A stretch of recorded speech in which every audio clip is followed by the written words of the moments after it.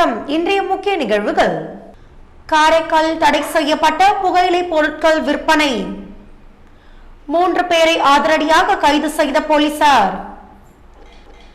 பாஜக வேட்பாளர் நமச்சிவாயம் ஏன் தனது அமைச்சர் பதவியை ராஜினாமா செய்யவில்லை? கேள்வி எழுப்பிய முன்னாள் முதலமைச்சர் நாராயணசாமி. அடுக்குமாடி குடியிருப்புகளில் சாலையோரம் வசிக்கும் மக்களுக்கும் இடம் வழங்கப்படும். முதலமைச்சர் ரங்கசாமி தீவிர பிரச்சாரம். கபட வேடதாரிகளுக்கு வாக்களிக்க கூடாது. அதிமுகவினர் தீவிர பிரச்சாரம். இனி விரிவான நிகழ்வுகள். காரைக்கால் அருகே தடை செய்யப்பட்ட புகையிலை பொருட்களை விற்ற 3 பேரை போலீசார் கைது செய்து ரூபாய் 1 லட்சம் மதிப்பிலான புகையிலை பொருட்களை பறிமுதல் செய்தனர். காரைக்கால் மாவட்டத்தில் நேற்று இரவு தீவிர ரோந்து பணிகளில் ஈடுபட்டிருந்த கோட்டுச்சேரி காவல் நிலைய போலீசார் கோட்டுச்சேரி அடுத்த திருவேட்டங்குடி பகுதியில் சாலையோரமாக நின்ற 3 பேர் அப்பகுதியில் உள்ள இளைஞர்கள் சிறுவர்களுக்கு ஏதோ பொட்டலங்கள் விற்பனை செய்வதைக் கண்டு சந்தேகம் கொண்ட போலீசார் அவர்களை பிடிக்க முயன்ற போது அவர்கள் கைகளில் வைத்திருந்த பைகளோடு தப்பியோட முயன்ற 3வரையும் மற்றும் அவர்களது கைகளில் இருந்த பைகளை சோதனையிட்ட போலீசார் அதில் தடை செய்யப்பட்ட பல வகை புகையிலை பொருட்கள் பொட்டலங்கள் இருப்பதைக் கண்டு அதிர்ச்சி அடைந்தனர். இதனைத் தொடர்ந்து 3வரையும் கைது செய்து காவல் நிலையம் அழைத்து வந்து விசாரணை மேற்கொண்டதில் காரைக்கால் மாவட்டத்தை சேர்ந்த ராஜா, அந்தோனிராஜ் மற்றும் முகமது யாசர் ஆகியோர் என்பதும் தெரிய வந்தது. இதனைத் தொடர்ந்து அவர்களிடம் இருந்து ரூபாய் 1 லட்சம் மதிப்பில் உள்ள 4405 புகையிலை பொருட்கள் பொட்டலங்களை பறிமுதல் செய்து காரைக்கால் நீதிமன்றத்தில் ஆஜர்படுத்தி சிறையில் அடைத்தனர்.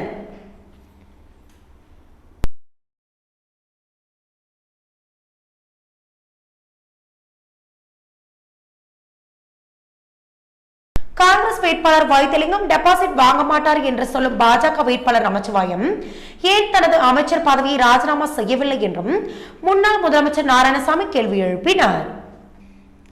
புதுச்சேரியில் செய்தியாளர்களிடம் பேசிய முன்னாள் முதலமைச்சர் நாராயணசாமி, புதுச்சேரி பாஜக என்ஆர் காங்கிரஸ் ஆட்சி ஊழல் குறித்து வெளிப்படையாக தெரிவித்தும் யாரும் வாயை திறக்கவில்லை என்றும் புதுச்சேரி மின்துறை தனியார் மயமாக்க மின்துறை அமைச்சர் நமச்சிவாயம் ஒப்புதல் அளித்தார். அந்த கோப்புக்கு முதல்வர் ரங்கசாமி ஒப்புதல் கொடுக்கவில்லை. பின்பு ரங்கசாமியை மிரட்டி அந்த கோப்புக்கு ஒப்புதல் பெற்றார் என்றும் மேலும் தற்போது நமச்சிவாயம் பாராளுமன்ற தேர்தலில் நிற்பதால் மின்துறை ஊழியர்கள் பாஜக வேட்பாளர் நமச்சிவாயத்திற்கு வாக்களிக்க வேண்டாம் என்று கூறினார். தொடர்ந்து பேசிய அவர், தமிழக முதல்வர் ஸ்டாலின் தமிழ்நாட்டுக்கு பல தொழிற்சாலைகளை கொண்டு வந்து வேலை வாய்ப்பை உருவாக்கி கொடுத்துள்ளார். ஆனால் புதுச்சேரியில் தொழில்துறை அமைச்சராக இருக்கும் நமச்சிவாயம் ஒரு தொழிற்சாலையும் கொண்டு வரவில்லை, வேலை வாய்ப்பையும் பெருக்கவில்லை. அதேபோல் அவரிடம் இருக்கும் காவல்துறையால் புதுச்சேரியில் சட்ட ஒழுங்கை கட்டுப்படுத்த முடியவில்லை. கஞ்சா மற்றும் போதைப் பொருட்கள் விற்பனை அதிகமாக உள்ளது. முதல்வர் வீட்டின் அருகே கஞ்சா விற்கும் சூழ்நிலை அரங்கேறி இருக்கிறது. போதை நடமாட்டம் அதிகமாக இருப்பதால் சிறுமி கொலை செய்யப்பட்டுள்ளார் என்றார்.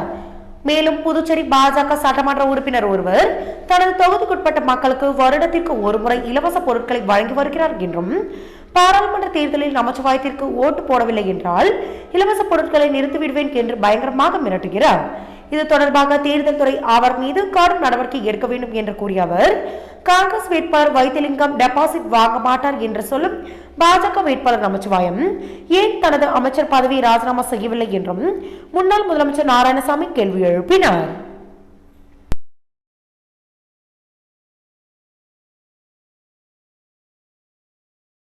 புதுச்சேரியில் அரசு சார்பில் கட்டப்பட்டு வரும் அடுக்குமாடி குடியிருப்புகளில் சாலையோரம் வசிக்கும் மக்களுக்கும் வழங்கப்படும் என முதலமைச்சர் ரங்கசாமி பிரச்சாரத்தின் போது பேசினார். புதுச்சேரியில் பாஜக சார்பில் போட்டியிடும் வேட்பாளர் நமச்சிவாயத்தை ஆதரித்து முதலமைச்சர் ரங்கசாமி உருளையன்பேட்டை தொகுதியில் பிரச்சாரம் மேற்கொண்டார். அப்போது பேசிய முதலமைச்சர் ரங்கசாமி, புதுச்சேரியில் பல இடங்களில் அடுக்குமாடி குடியிருப்புகள் கட்டப்பட்டு வருகின்றன என்றும் இவை ஏழை எளிய மக்களுக்கும் சாலையோரம் வசிக்கும் மக்களுக்கும் வழங்கப்படும் என்றார். மேலும் அனைத்து திட்டங்களையும் அரசு செய்து வருவதாகவும் அதேபோல் கல்வி உதவித்தொகையும் சரியாக மாணவர்களுக்கு வழங்கப்பட்டு வருவதாகவும் எனவே மேலும் மாநிலம் வளர்ச்சி பெற பாஜக வேட்பாளர் நமச்சிவாயத்திற்கு வாக்களித்து வெற்றி பெற வைக்க வேண்டும் என முதலமைச்சர் ரங்கசாமி கூறி பிரச்சாரம் மேற்கொண்டார்.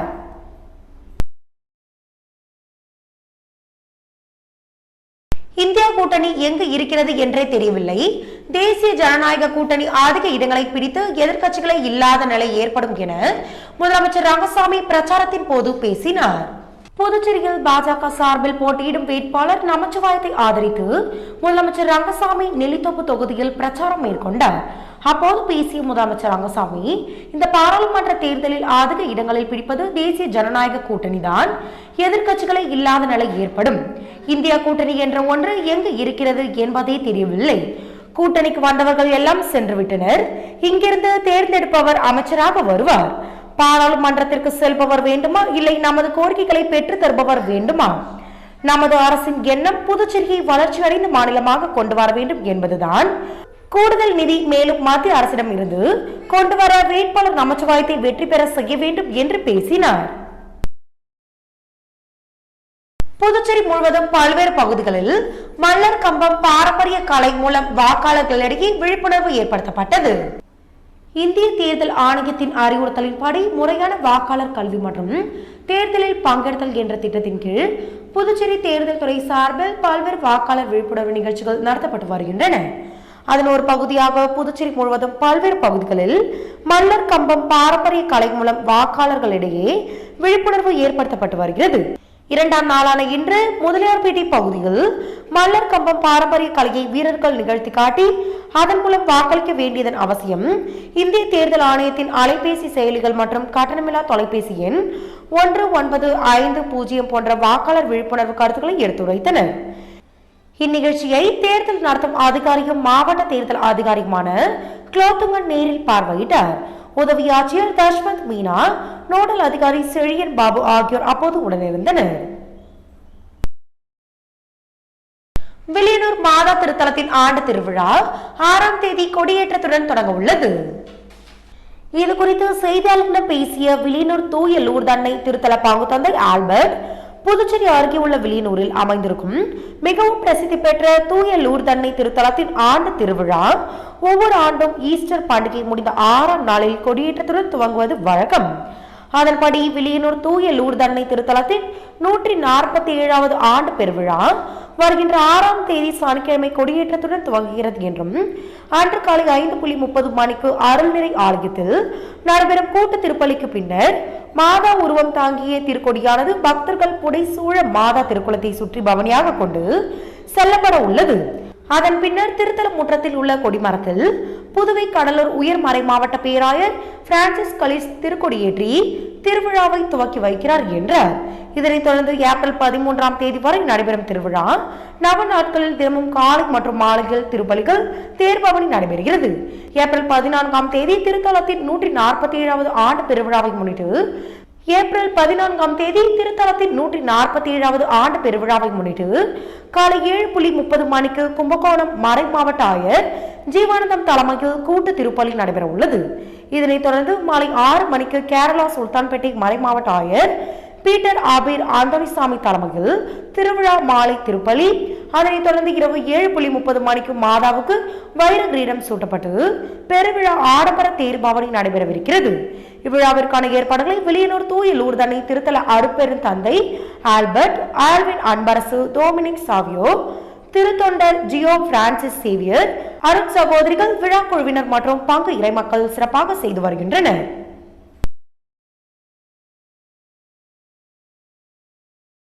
புதுவை லோக்சபா தேர்தல் இந்தியா கூட்டணி காங்கிரஸ் வேட்பாளர் வைத்திலிங்கத்திற்கு ஆதரவாக ஏம்பலம் தொகுதி காங்கிரஸ் பிரமுகர் மோகன்தாஸ் வாக்குகள் சேகரிக்கும் பணியில் ஈடுபட்டனர்.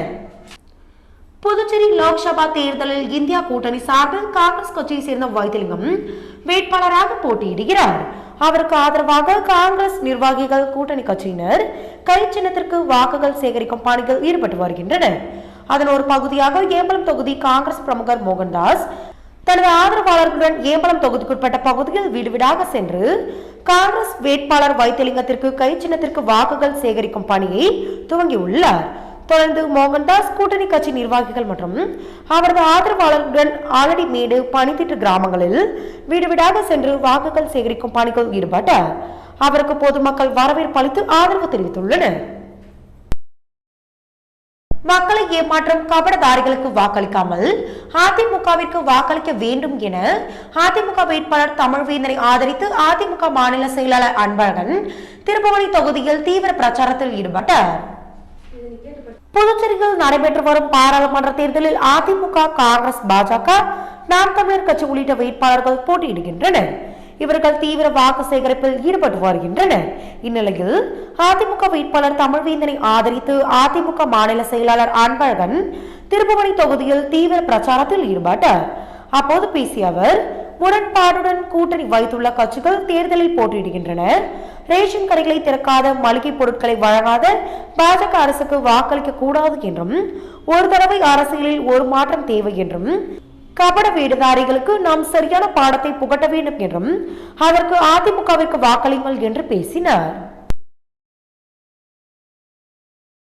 பிச்சைவீரன்பேட்டில் இயங்கி வரும் கிரைஸ்ட் பொறியியல் கல்லூரியில் மேனேஜ்மெண்ட் துறை சார்பில் நடைபெற்ற பிஸ்மெட் 2024 நிகழ்ச்சியில் அருண் சர்மா சேரிட்டபிள் டிரஸ்ட் மேலாண் இயக்குனர் பிரபாதேவி ஐஜி வீரராக கலந்து கொண்டு சிறப்பித்தார். புதுச்சேரி மூலகுளம் பிச்சைவீரன்பேட்டில் இயங்கி வரும் கிரைஸ்ட் பொறியியல் கல்லூரியில் மேனேஜ்மெண்ட் துறை சார்பில் பிஸ்மெட் 2024 நிகழ்ச்சி நடைபெற்றது. இந்நிகழ்ச்சிக்கு கல்லூரி முதல்வர் சிவகுமார் தலைமை தாங்கினார். MBA துறை தலைவர் கமாலுதீன் முன்னிலை வகித்தார். சிறப்பு விருந்தினராக அருண் சர்மா சேரிட்டபிள் டிரஸ்ட் மேலாண் இயக்குனர் பிரபாதேவி ஐஜி வீரராக கலந்து கொண்டு நிகழ்ச்சியில் நடைபெற்ற பல்வேறு போட்டிகளை துவக்கி வைத்து சிறப்பித்தனர். இந்நிகழ்ச்சியை பெரேரா ஜோசப் ஒருங்கிணைத்தார். மாணவர்கள் ஒருங்கிணைப்பாளர்களாக தியாகர், ராஜ்கமல், ரேகா, நவீன்குமார், தியானமேரி, கீர்த்திவாசன் ஆகியோர் கலந்து கொண்டு ஒருங்கிணைத்தனர். இதில் ஏராளமான மாணவர்கள் கலந்து கொண்டனர்.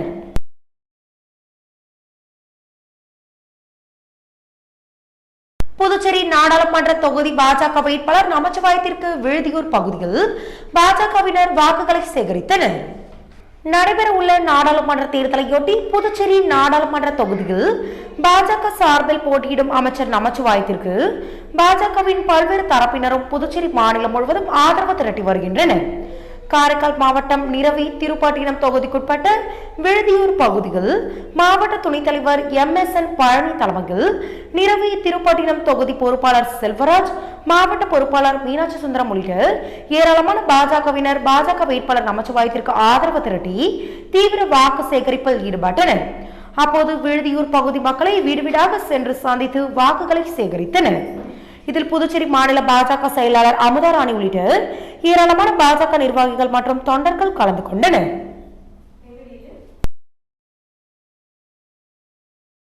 வில்லியனூர் அருள்மிகு கோகிலாம்பிகை உடனுரை திருக்காமேஸ்வரர் கோவிலில் பந்தக்கால் நடும் நிகழ்வு நடைபெற்றது. புதுச்சேரி மாநிலம் வில்லியனூர் பகுதியில் அமைந்துள்ள அருள்மிகு கோகிலாம்பிகை உடனுரை திருக்காமேஸ்வரர் திருக்கோவிலில் ஸ்ரீ விநாயகருக்கு அபிஷேக ஆராதனையும் பந்தக்கால் நிகழ்ச்சியும் நடைபெற்றது. இதில் சிறப்பு விருந்தினராக வில்லியனூர் தொகுதியின் சட்டமன்ற உறுப்பினர் சிவா கலந்து கொண்டு சுவாமி தரிசனம் செய்து பந்தக்கால் நடும் நிகழ்ச்சியில் கலந்து கொண்டார். இதனைத் தொடர்ந்து ஸ்ரீ விநாயகருக்கு பால், தயிர், சந்தனம், பன்னீர், பழங்கள் உள்ளிட்ட பல்வேறு வாசனை திரவியங்களால் அபிஷேகம் செய்யப்பட்டது. இதனைத் தொடர்ந்து விநாயகருக்கு மகா தீபாரதனையும் காண்பிக்கப்பட்டு பந்தக்கால் நடும் நிகழ்ச்சியும் நடைபெற்றது. இந்நிகழ்ச்சிகள் ஏராளமான பொதுமக்கள், முக்கிய பிரமுகர்கள் கலந்து கொண்டனர்.